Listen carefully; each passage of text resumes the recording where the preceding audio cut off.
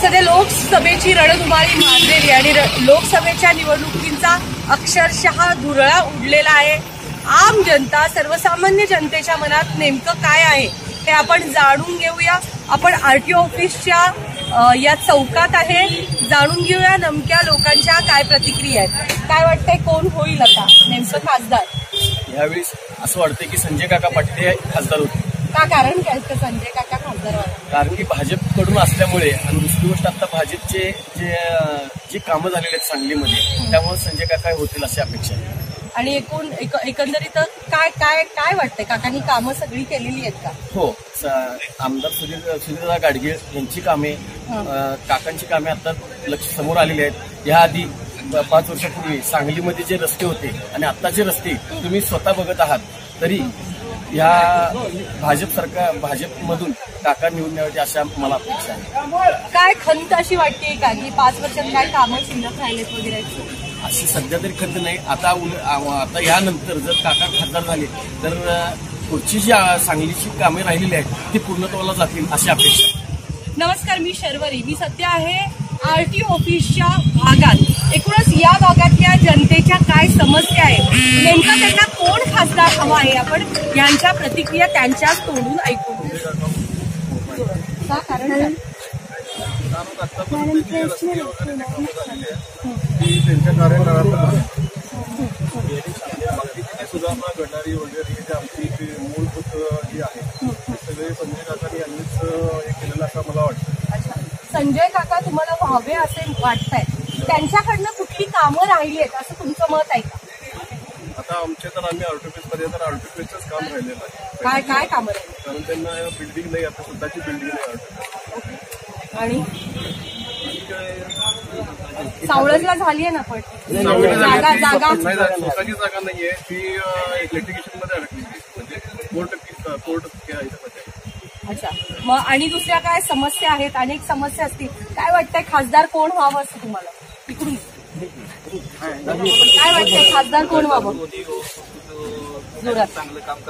चांगलं काम म्हणजे काय? असं आता पंचवार्षिक काळात खासदारांनी चांगलं काम केलं आहे की नाही? केलं नाही म्हणत नाही मी, परंतु आता जे कोणी काय लोकांचं कल्याण म्हणजे नेमकं काय कल्याण? जे पाणी, वीज, लाईट जे मूलभूत गरजा हो, त्या मूलभूत गरजा आपल्यापर्यंत पोहोचतात नाही सध्या? ते पोहोचतात। म्हणजे काय अपेक्षा? अपेक्षा काय असेल जे काम नाही ते काम म्हणजे म्हणजे कुठली कामं? असं काही नाही, कामं झालेलं असं नाही। हो, म्हणजे आजपर्यंत पंचवार्षिक काळात खासदार संजय पाटील हे कार्यरत असताना त्यांनी चांगलं काम केलंय असं तुम्हाला वाटतंय का? केलंय खासदार, म्हणजे यावेळेचं मत तुम्ही त्यांनाच देणार 100%? काय वाटतंय, कुणाला मतदान करणार तुम्ही? कुणाला जोरात? संजय काका। या ठिकाणी आपण आहोत आरटीओ ऑफिसच्या चौकात आणि इथं बरेच लोकांचं मत आहे की संजय काकांना मतदान करणार आहे। पाहूया, जाणून घेऊया त्यांच्या काय भावना आहेत। का कारण काय? पुढे विकास कामासाठी अपेक्षा आहे, विकास काम व्हावं। विकास कामं त्यांनी केलेत ना नक्की? एकूणच आपण पाहतोय की बऱ्याच जणांचं मत आहे की खासदार संजय काका यांचीच वर्णी लागणार पुन्हा एकदा खासदारकीला। कोण निवडून येणार? कोण निवडून येणार? पूर्वीचेच खासदार। कारण काय? त्याचं काम, त्यांचं कर्तृत्व आणि त्यांनी केलेली लोकांची सेवा यासाठी येणार 100% येणार। कितीच्या मताधिक्याने येणार? पूर्वीच्या पेक्षा जास्त मतदान पडेल त्यांना। इतके मातब्बर असताना तुमचे कारखान्यावरचेच विशाल पाटील, वसंतदादांचे नातू आणि गोपीचंद पडळकर आणि अनेक जण आहेत रिंगणात, तरीही तुम्हाला असं का वाटतं की संजय पाटलांचाच विजय होईल? त्यांनी केलेलं पूर्वीचं कार्य, त्यांनी लोकांसाठी केलेलं कामं सुचवली, या कारणामध्ये जास्त मताधिक्य निवडली पूर्वीपेक्षा। तुम्हाला असं काय वाटतंय का की खासदार संजय पाटील यांच्याकडून कोणती कामं राहिलेत आहे? आता आरटीओ ऑफिस आमचं त्यांनी करून द्यावं ही आमची सगळ्यात मोठी मागणी आहे। कारण की आजपर्यंत जवळजवळ 30 वर्ष होऊन गेली, आरटीओ ऑफिसला स्वतःची जागा आणि स्वतःची बिल्डिंग नाही आहे। तरी त्यांनी निवडून आल्यानंतर पहिला आरटीओ ऑफिस स्वतःच्या जागेत आणि ही सुखसुविधा दिली तर येणाऱ्या लोकांना जो त्रास होतोय तो त्रास कमी होईल आणि सगळ्यांची कामं व्यवस्थित होतील। खासदार संजय पाटलांवर अनेकदा अनेकदा आरोप प्रत्यारोप होतात. आपण बघतो प्रचार सभात जे विरोधी आहेत ते बऱ्याचदा त्यांना गुंड असा शब्द वापरतात. तुम्हाला असं वाटतंय का की खासदार संजय पाटील यांनी गुंडगिरी केली आहे?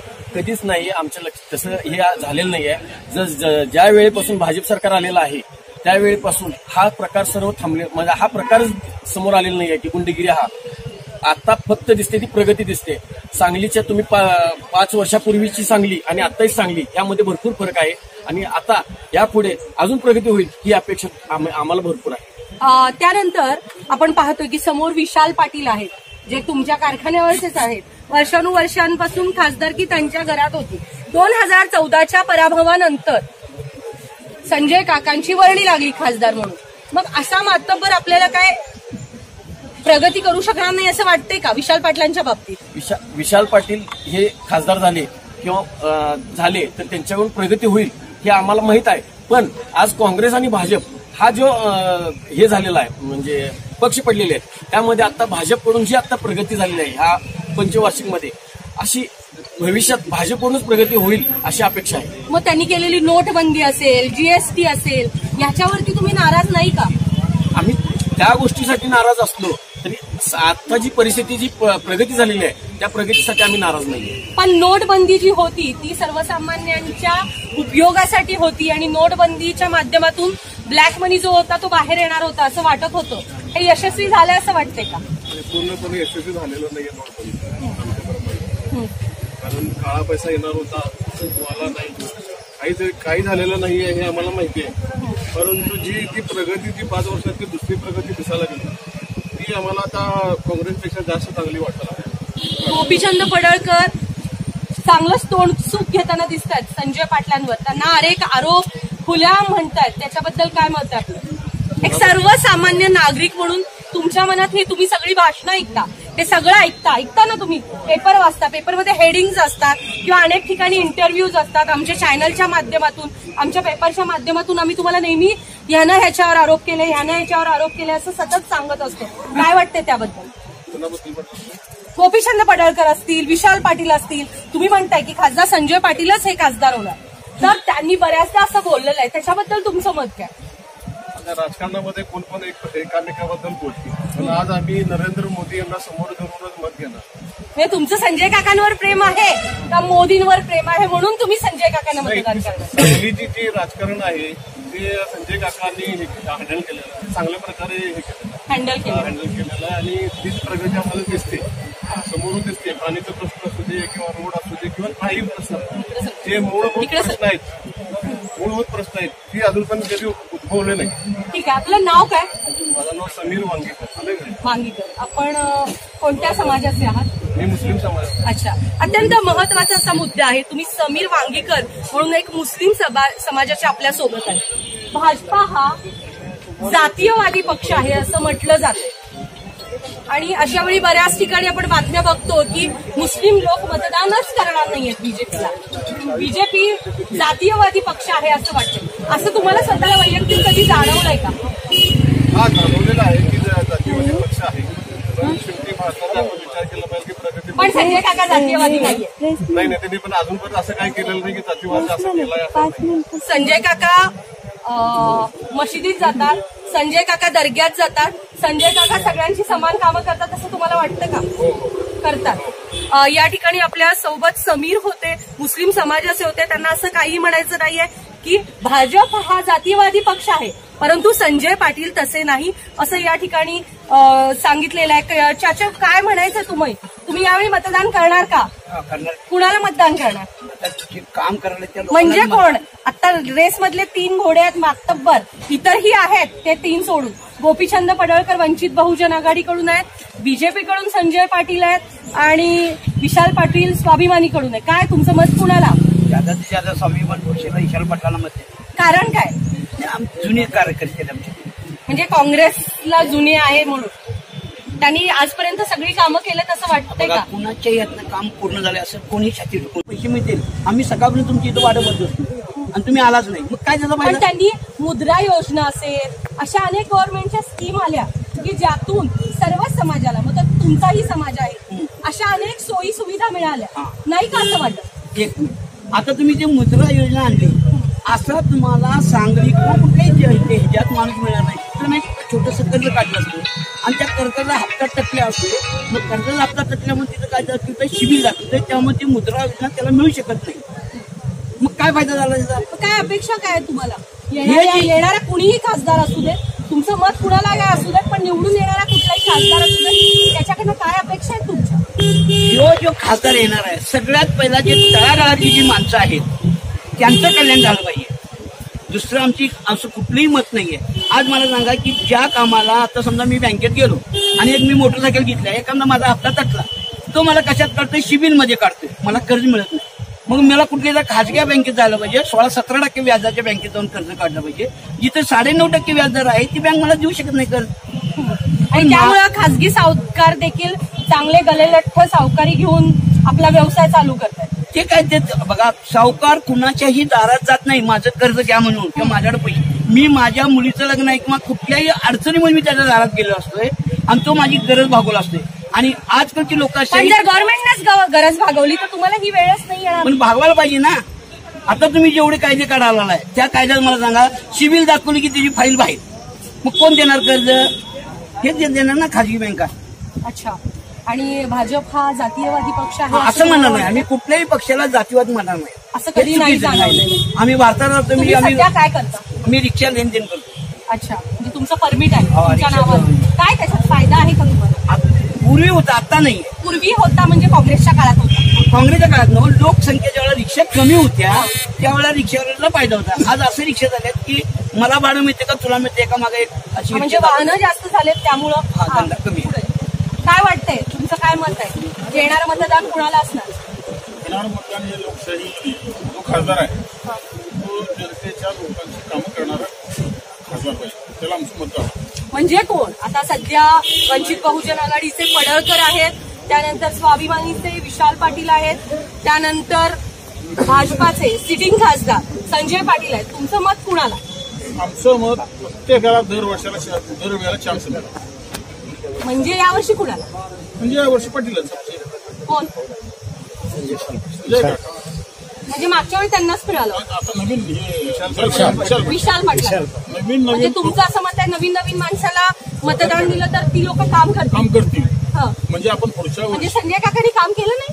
संजय काकाने काम केलं पण नवीन हा शब्द आला ना त्यामध्ये. काम करून सुद्धा नवीन का? आणि त्यानं काम नाही केलं तर कोण पाहिजे? जो कुणी येईल तो जो कोणी तो करणार ईर्षेनी काम हा करणार. तर इथंच बघा, कर्नाटकमध्ये जर गेलं तर दर वर्षाला सत्तांतर असतं. त्यामुळं त्या कर्नाटकमध्ये सामान्य नागरिकांना रेशनच्या दुकानामध्ये मोफत 2 रुपये किलो धान्य मिळतं. त्यांचे सरकार झाल्यामुळे तसं महाराष्ट्रात नाहीये. महाराष्ट्रामध्ये सत्तांतर हे पाहिजेच. ते खासदार हे नवीन पाहिजेच. या ठिकाणी आपलं नाव काय? नागेश पाटील. या ठिकाणी आपल्या सोबत नागेश पाटील आहेत आणि त्यांचं असं मत आहे की कर्नाटकमध्ये ज्या पद्धतीनं सत्तांतर होतं त्याच पद्धतीनं सांगलीचाही निकाल लागावा आणि सांगलीच्या खासदारपदी नवीन असा चेहरा, उमदा तरुण यावा, असं मत आहे नागेश पाटील यांचं. काय म्हणायचं आपल्याला या ठिकाणी? पुढे सांगली जिल्ह्याला आतापर्यंत नवीन व्यक्ती म्हणजे वंचित बहुजन आघाडीमध्ये गोपीचंद पडळकर यांना संधी द्यावी. हा नवीन चेहरा आहे. काहीतरी सांगली जिल्ह्याचा विकास होईल आणि चांगल्या दिशेने सांगलीचा म्हणजे दिशा मिळेल. काही ठिकाणी अजून ती परिस्थिती अशी आहे की प्यायला पाणी नाही. सांगली जिल्हा इतका तो प्रॉब्लेम गोपीचंद पडळकर सॉल्व्ह करू शकतो. 100% यांनी आतापर्यंत काय उठून नाही आवाज. फक्त संजय काका असेल किंवा हे वसंतदादा घराणा असेल, संजय काकांनी काहीच काम केलं नाही. काय आता अजून बिन खेड्यापाड्यात गावात लोकांना प्यायला पाणी. तुम्ही कोणत्या गावाचे आहात? मी जत तालुक्यात. जत तालुक्यातून कुठून? बेवणूर. म्हणजे कुठं? जत तालुक्यातल्या पूर्वी. झऱ्यापासून किती लांब? नाही, झरे लांब. पडळकर साहेबांचं? नाही, पडळकर साहेबांचं 90 किलोमीटर ते आठवड्यात. तुम्ही सध्या आता आम्हाला हो कार्यकर्ता म्हणतो मी. आता सध्या कशी कंडिशन आहे जत तालुक्यामध्ये? नाव काय आपलं? बरीच संजय खरा. संजय खरा. अच्छा. असे गाव आहेत का नाही तिथं पाणी प्यायला मिळत. आता सध्या पाण्यासाठी वन आणि आतापर्यंत 60 वर्षामध्ये पाणी सगळ्या खेड्यापाड्यातून मिळायला पाहिजे. मिळालं नाही. गोरगरिबांची वाईट अवस्था आहे. त्यामुळं नवीन संधी मिळायला पाहिजे आणि त्यासाठी गोपीचंद पडळकर हे काहीतरी सांगली जिल्ह्याचा विकास करतील. त्यामुळं माझं मत गोपीचंद. काहीतरी म्हणजे काय विकास हवा? नाही, काय जे आम्हाला पाणी, पाण्याचा आम्हाला प्रश्न. मेन पाणी जो आपण पहिलं पाणी पाहतो नाही की होतं. खासदार संजय पाटलांनी कोट्यावधी रुपयांचा निधी पाणी योजनांसाठी आणलेला हो, हो. ना, ते आमचं- ऐकून घ्या, त्या बऱ्याच कामं आहेत ती ऑन प्रोसेस आहे. बरोबर. मग कामं नाहीच केली योजनांच्या बाबतीत असं कसं म्हणू शकतो? नाही, पण आम्हाला जे मिळालं नाही ते आम्ही नाही मिळालं म्हणणार. आम्हाला पाणी नाही सध्या. त्यांची खासदारांची म्हणजे हे आहे, गोरगरीब जनतेचं कल्याण म्हणजे त्यांना पाणी मिळावं ही सगळी सोय त्यांनी करायला पाहिजे. आता सध्या पण पाणी नाही प्यायला गावात. तुम्ही जर बघितलं मॅडम का नाही, असं एक 7-7 किलोमीटर पाणी जाते. मग यांना काही निवडून द्यायचं. तुम्ही त्यांच्याशी कधी संपर्क साधायचा काय प्रयत्न केला संबंध? का? आम्ही काय राजकीय नाही किंवा आम्ही कुठल्या पक्षात काम करतो. फक्त सांगली जिल्ह्याचा विकास व्हावा आणि काहीतरी गोरगरिबांना न्याय मिळावा ही माझी. एकूणच धनगर समाजाचे नेते आरक्षणाच्या मुद्द्यावरून लोकप्रिय झालेले गोपीचंद पडळकर हे युवक वर्गाच्या मनात घर करून राहताना दिसतात. युवक वर्गाचं ग्रामीण भागातील मत आहे की खासदार संजय पाटील नको, गोपीचंद पडळकर पाहिजेत. असलाच आपल्यासोबत एक युवक आहे, खरात म्हणून आहे, जत तालुक्यातल्या, आणि जाणून घेऊया त्याच्या मनात नेमकं काय आहे. गोपीचंद पडळकरच का? कारण बीजेपी सरकारनं आम्हाला आरक्षण दिले म्हणून सांगितलं. पण तेही बीजेपीतच होते. नाही, त्यांचं बीजेपीमुळे बीजेपी म्हणजे फाटलं ना, त्यामुळे त्यांचं कुणाचं फाटलं? पडळकर आणि बीजेपीचं सरकार. बीजेपीचे आणि पडळकरांचं फाटलं असं त्यांचं मत. हो. ओके, पुढे. त्यामुळं हे त्यांनी काय मी पूर्तता केली नाही आरक्षण. फाटलं, पण चंद्रकांत दादा म्हणतात की तो आजही माझा मुलगाच आहे, माझ्या मुलासमान आहे. परवा धनगर आरक्षणाच्या मुद्द्यावरूनच एक लोकसभा निवडणुकींच्या पार्श्वभूमीवर धनगर समाजाचं त्यांनी आत्ताच मेळावा घेतला. त्यात सांगितलं चंद्रकांत दादांनी की तो माझा मुलगाच आहे. मग ते दोघं अजूनही एक आहे असं नाहीत का वाटत? नाही, कसं आहे मॅडम माहिती आहे का, राजकीय पद्धत आहे. जे काय ते प्रत्येकाला जवळ धरून बोलण्याची पद्धत असते. कुणाला कोणीही वाईट बोलू शकत नाही. आश्वासन द्यायचं आणि फक्त म्हणजे आपल्या दादा आश्वासन देतात. हो, काय मी त्यांचं नाव देत नाही. मग दादांनी तिकीट का दिलं नाही? तेच सांगतोय काय, बीजेपीमध्ये त्यांना तिकीट दिलं नाही. आणि दुसरी गोष्ट, भाजप सरकारने म्हणजे सांगितलेलं की आरक्षण देतो. पहिल्या कॅबिनेट म्हणजे पहिली मिटिंगमध्ये आरक्षण देतो म्हणून सांगितलं, ते आरक्षणही मिळालं नाही. आणि काय काय गोष्टी अशा आहेत की त्यांनी आश्वासन देऊन पूर्ण केलेली नाही. त्यामुळे हे सरकार काय म्हणजे असं. गोपीचंद पडळकरांनी जत तालुक्यात काय अशी कामं केलीत?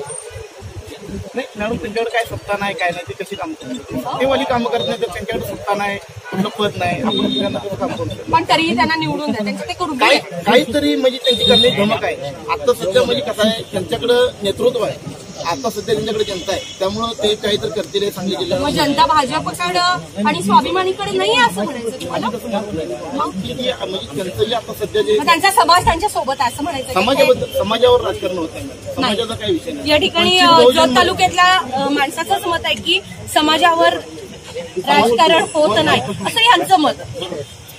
कारण सगळी सोबत आहेत. वंचित बहुजन आघाडीमध्ये काही हे नाही. प्रत्येक समाजामधली व्यक्ती आहे. त्यामुळं समाजावर राजकारण होत नाही. ते पण समाज मत गोपीचंद पडळकरांना. हो हो, नवीन चेहरा, नवीन माणसाला संधी मिळायला पाहिजे. मग प्रत्येक विशाल पाटील पण नवीनच आहेत. अहो, त्यांच्या घरात मी आता 60 वर्ष झालं. घरात असणं आणि स्वतःत असणं फरक आहे अहो, ना. काय तर बदल पाहिजे का नाही? का तेच का त्या त्यांच्यात पण अनुभवी पण माणूस अहो, पाहिजे ना. सर्वसामान्य- काका अनुभवी आहेत. अनुभवाचं काय काम झालं सांगा की? पाणी प्यायला नाही आता सध्या. जत तालुक्यात हा, जत तालुक्यात नाही, आटपाडीमध्ये नाही, जतमध्ये नाही, कवठेमंकाळमध्ये अजून काय काय ठिकाणी पाणी नाही.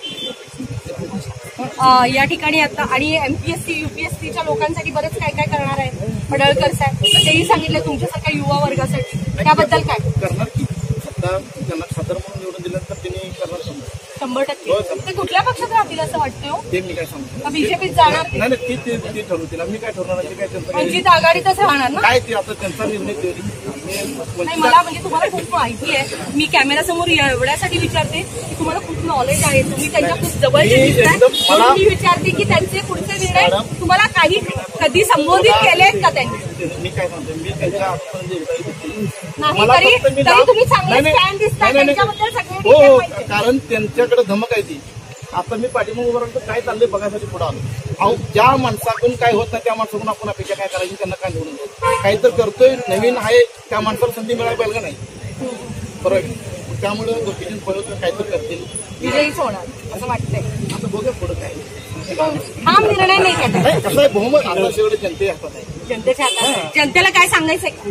नाही, माझी एक विनंती आहे की नवीन चेहऱ्याला संधी द्यावी आणि चांगलं नेतृत्व करावी, माझी इच्छा आहे.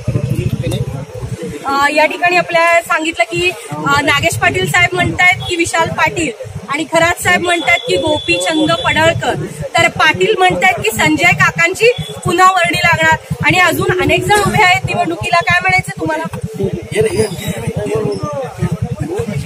काय सांगायचं तुम्हाला येणाऱ्या निवडणुकांबद्दल? येणाऱ्या निवडणुकीमध्ये माझं मत हे जे काम करणार आहेत लोक त्यांनाच मी मतदान देणार. म्हणजे कोण काम करणार? आता कसं आहे, संजय काका तर बऱ्यापैकी काम करतायत. जत तालुक्यात पाण्याची सोय वगैरे तुम्ही तुमचं नाव काय? माझं नाव नियाज कुठे राहतात? सांग. तर जत तालुक्यात त्यांनी पाण्याची वगैरे सोय केलेली आहे. कुणी? संजय काका. आता ते जतचे म्हणाले की नाही केले. तिथं तुम्ही सांगलीत राहून कसं सांगता की जत मध्ये पाण्याची कॅनल वगैरे नाही? तुम्ही सांगलीत राहून कसं सांगताय जत मध्ये पाणी? तुम्ही कार्यकर्ते काकांचे? नाही. मग कसं काय तुम्हाला माहिती? मी जत तालुक्यात गेलो होतो, तर मी तिथे कॅनल बघितलं. कॅनॉल आहे. काय कॅनलला पाणी आहे का? काय मत आहे? पाणी चालू आहे कॅनलला. चालू आहे. कुठे पाणी चालू आहे सध्या कॅनलला. या ठिकाणी बऱ्याच लोकांचं मत आहे की कॅनॉलला पाणी आहे, जतला पाणी आहे. खरात काहीतरी खोटं सांगतात. पाणी आहे. काय सांगायचं?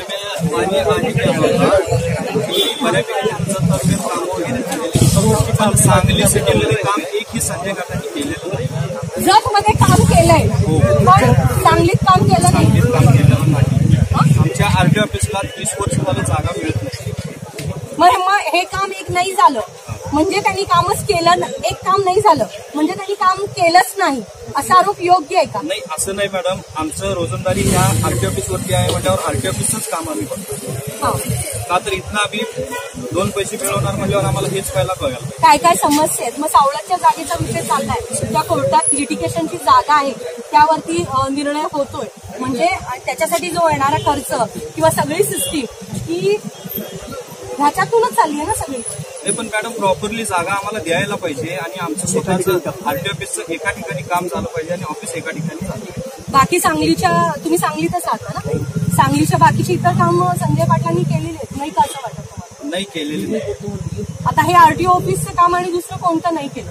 आरटीओ ऑफिसचं तर काम नाहीये, पण सांगलीत म्हणजे रस्ते वगैरे हे ते सगळं प्रॉब्लेम आहे. रस्त्यांचं काम केलं नाही केलं. अनेक निधी आणलेला आहे वेळोवेळी नाही रस्ते वगैरे काही. कुठले रस्ते व्हायचे बाकी? आपल्या सांगलीतले भरपूर रस्ते. काय तरी तुमच्या एक टेंटेटिव्हली सांगा ना, इथं निधी आला नाही, हा रस्ता झाला. आता आम्ही ज्या एरियात राहतोय ना 100 टक्केला, त्या एरियात तर निधी पण नाही आणि रस्ते वगैरे नाही.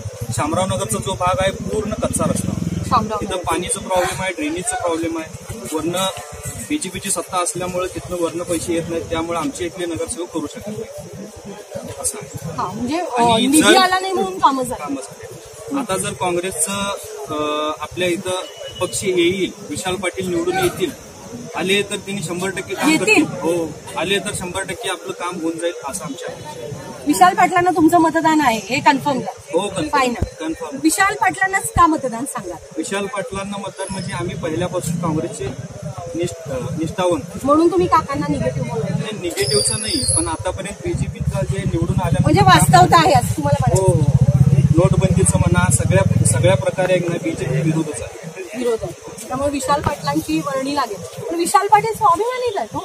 स्वाभिमानी म्हणजे आता ते पक्ष एकत्र केला पण काँग्रेसचीच आहे.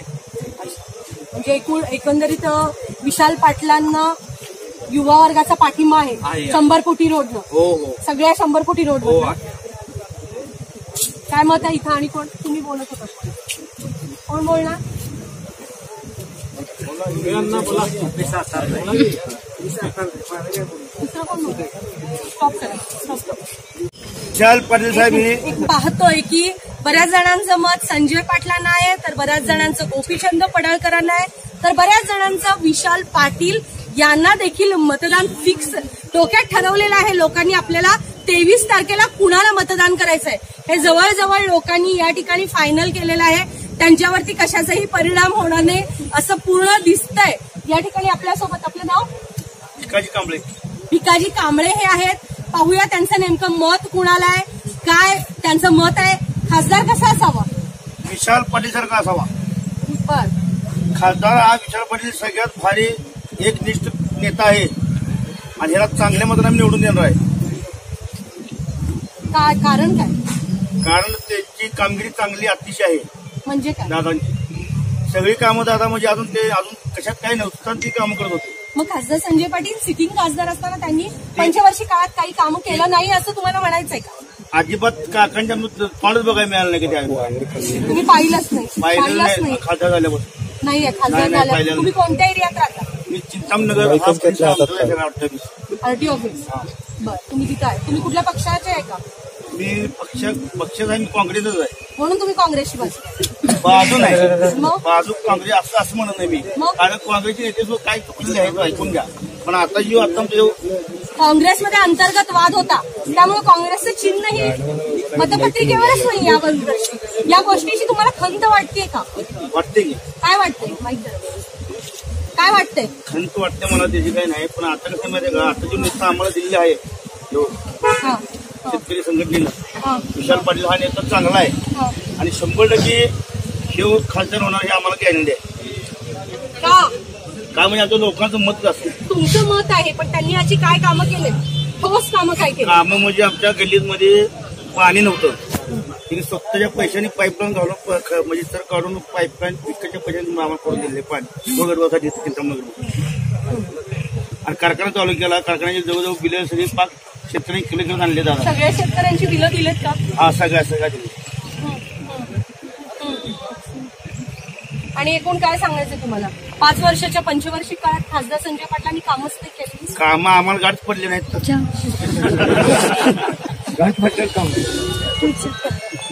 एकूणच या ठिकाणी सांगताहेत की खासदार संजय पाटील यांना भेटलेलेच नाहीयेत आणि त्यामुळं असं हे काँग्रेसचे कार्यकर्ते आहेत. नेमका हा राग आहे का तुमच्या नेत्याप्रती प्रेम आहे हे आपल्याला माहित नाही. पण यांचं भिकाजी कांबळेंचं मत आहे की काम केलेलं नाही. नवा खासदार हा विशाल पाटीलच असावा. त्याचबद्दल आणि कुणाला काय बोलायचं आहे? खासदार कसा असावा? पाहतोय की जनतेच्या मनात काय आहे. कारण जनताच कौल देणार आहे. जनताच ठरवणार आहे की कोण खासदार आहे ते कुणाच्या पदरात किती मतं जाणार हे आम जनता ठरवणार आहे. कुठलाही नेता कुठलाही पक्ष कोणीही सांगू शकणार नाही. सांगली जिल्ह्याचं मतदान नेमकं कुणाला होणार आहे हे ज्या त्या प्रत्येक माणसाशी निगडीत आहे. कारण आत्ताचा जो मतदार आहे तो सावधगिरीनं मतदान करणार आहे. असं वाटतंय काय? काय वाटतंय तुम्हाला? सावधगिरीनं मतदान करणार का तुम्ही? विशाल पाटलालाच मतदान. का विशाल पाटलांना? त्यांचं कार्य पहिल्यापासूनच चांगलं आहे. म्हणजे काय काम करत असताना त्यांच्या आजच्या पहिल्यापासून काम चांगलं केलेलं आहे म्हणून ते करतात. अच्छा. आणि आताचे जे सिटिंग खासदार होते त्यांनी काम केलं? काही केलेलं काहीच नाही काम केलेलं. या ठिकाणी अनेकांचं मत आहे की नाही विशाल पाटीलच खासदार होणार असं मत आहे. खासदार कोण आहे? संभ्रमावस्था. तरी पण तुमच्या मते नाही कसं झालंय मी पण जनतेत मिसळ कायम असतोच. मग तसं तुम्ही रोज जनतेत आहात, जनसंपर्कात आहात. कसा कुणाकडे कौल आहे? मतदार असा संभ्रम अवस्थेत आहे. कारण तिन्ही मातब्बर आहेत समोर. मातब्बर आहेत पण एकही एकनिष्ठ नाही. प्रत्येक जण यात त्यात गेलाय, त्या पक्षात त्यात दुसऱ्या पक्षात गेलाय. संजय काका गेला काँग्रेसमधल्या भाजपमध्ये. आता विशाल पाटलाला तिकीट मिळालं नाही, स्वाभिमानीकडे गेले. पडळकरांना तिकीट मिळालं नाही म्हणून ते वंचित आघाडीत गेले. एकनिष्ठ कुणाला म्हणायचं ह्यात सांगा. मतदार अशा संभ्रमावस्थेत आहे की मतदान कुणाला करायचं अजून त्यांचा कुठेही निर्णयाची ठाम नाही असं जनतेचा म्हणजे दिसून येत. सांगलीकरांचा खेळ लावलाय असं थोडक्यात म्हणायचं का तुम्हाला? खेळ लावलाय सांगलीकरांचा. आता वरणच तशी यंत्रणा राबली गेली आहे त्यामुळं तो थोडक्यात खेळ झालायच. आणि त्यामुळं सामान्य जनता संभ्रम अवस्थेत आहे की नक्की ह्यातनं कोण काम करणार आहे कोण नाही, मागचं कुणी काम केलंय कुणी नाही. त्याच्यापेक्षा सध्या मतदार संभ्रम अवस्थेत सुरू आहे की त्याला मतदान नक्की कुणाला करायचं कुणाकडून विकास होणार हे त्याला समजायला कळायला आता म्हणजे संभ्रम अवस्था अशी आहे की तो अजून 8-10 दिवसात विचारात आणि शेवटच्या क्षणी 2 दिवसात ते असं मला काही मी पण जनतेच्या नाव सहवासात पंडित कदम. पंडित कदम आपल्या सोबत आहे. त्यांचं मत आहे की जनता संभ्रमावस्थेत आहेत. संजय पाटलांनी काँग्रेसमधून भाजपात प्रवेश केलाय. विशाल पाटीलनी काँग्रेसमधून स्वाभिमानीच्या तिकिटावर लढत जिंकतात, तर गोपीचंद पडळकर भाजपात होते, तिकीट नाही मिळालं म्हणून वंचित बहुजन आघाडीत आहे. कुणीही प्रामाणिक नाही. सांगलीकरांचा अक्षरशः वरच्या मंडळींनी म्हणजे तिकीट वाटणाऱ्या मंडळींनी खेळ लावलेला आहे. कुणीही असा एकनिष्ठ नाही. त्यामुळे आम्ही मतदान कुणाला करायचं असा प्रश्न आहे, असं कदमांचं मत आहे. पण गेल्या पंचवार्षिक काळात बीजेपी खासदार संजय पाटील यांनी काही कामं, ठोस अशी कामं घेऊन काका आलेले आहेत. काय वाटतं तुम्हाला? केलीत की कामं केले. पूर्व भागात पाण्याचं नियोजन, जत आटपाडी करत असतो, कृष्णाखोरी म्हणजे भेसळ योजनेचं आलेले पाणी. मी पूर्व भागात आमच्यापर्यंत. कुठल्या गावचे तू? आम्ही सोनीपूर. पण अजून तुमचं फिक्स नाही काय? तुमच्या गावात काय वातावरण काय गावात? नाही, गावात मी सांगितलं ना. तरी पण कुणाला एक स्पेसिफिक अजून हे मी संपर्कात आहे लोकांच्या. मी विचारतो लोकांना, लोकांच्या आहे. त्याचं कारण एक महत्वाचं आहे की एकनिष्ठ कुणीही नाही. त्यामुळं जनता ह्या पक्षातनं त्या पक्षात जात नाही, नेता जातो. आणि त्यामुळं जनतेची संभ्रमावस्था ही निर्माण होत्या. मग प्रत्येकानं म्हणायचं मी हे करतो, मी ते करतो. निवडून आल्यावर पुन्हा 5 वर्षांनाच खासदार किंवा आमदार जनतेच्या समोर येतात. तोपर्यंत काय नाही. तोपर्यंत त्यांचं वागणं अतिशय चुकीचं असतं. गर्विष्ठपणानं खासदार किंवा आमदार वागतात आणि त्यानंतर सर्वसामान्य जनतेकडे नाही. गर्विष्ठपणा नाही, पण त्यांच्या त्या कामामधनं बिझी असतात. त्यामुळे जनतेच्या सामान्य माणसापर्यंत पोहोचायला पुढच्या मतदानाच्या वेळीच येतात. हे दुर्दैव आहे. पूर्ण कुठल्याच खासदाराचं किंवा आमदाराचं, कोणत्याही खासदाराचं किंवा आमदाराचं पूर्ण क्षमतेनं काम हे समाधानकारक कधीच होत नाही. आणि ते होऊ शकत नाही त्यांच्याकडून. कारण वर्ण निधी मिळणं, जरी एखादा प्रामाणिकपणे काम करणारा असला आमदार, वरती सुद्धा खूप राजकारण असतं. वरतीही राजकारण असतं. वरतीही वेळेत निधी देत नाही. एखाद्याला दाबादाबीचं राजकारण असतं. होऊ शकतं की स्टेटमध्ये आता जर काँग्रेस, राष्ट्रवादी किंवा हे असेल आणि वर भाजप असेल तर त्या स्टेटला तसं वागणूक दिली जाते. वर काँग्रेसची सत्ता असेल आणि इथं जर आघाडीची दुसरी सत्ता असेल तर निधी देण्यामध्ये चालढकल किंवा थोडंसं दुर्लक्ष असतं. एकूणच आपण पाहिलं की कशा पद्धतीनं रणधुमाळी माजलेली आहे. जनता कशी संभ्रमावस्थेत आहे हे आपण पाहिलं. मी शर्वरी पवार. पाहत रहा. नमस्कार.